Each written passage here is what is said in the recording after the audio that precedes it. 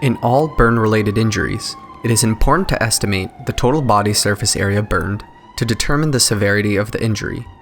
But more importantly, calculating the total body surface area burned helps the practitioner use something like the Parkland formula to calculate a patient's fluid requirements after a significant burn.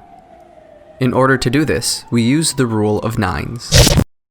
Looking at this diagram of an adult, you can see why we call it the rule of nines. But let's break it down into something more practical.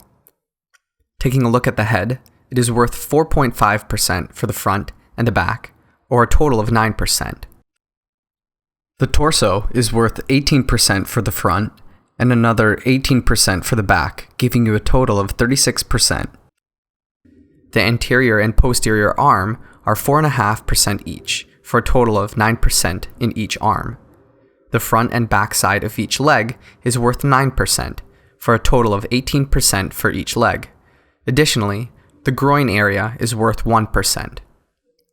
You could also estimate a small burn area by measuring with a palm, which is equal to 1%. In a pediatric patient, keep in mind that the rule of nines is slightly different.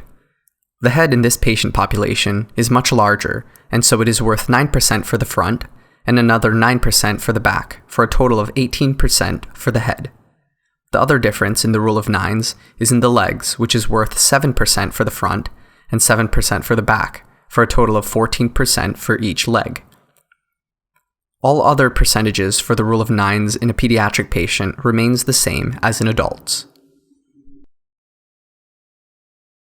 So when a patient comes into your resuscitation bay with extensive burns across the anterior chest, entire abdomen and groin, and burns to the entire surface of the anterior right arm, you could estimate that the total body surface area burned for this patient is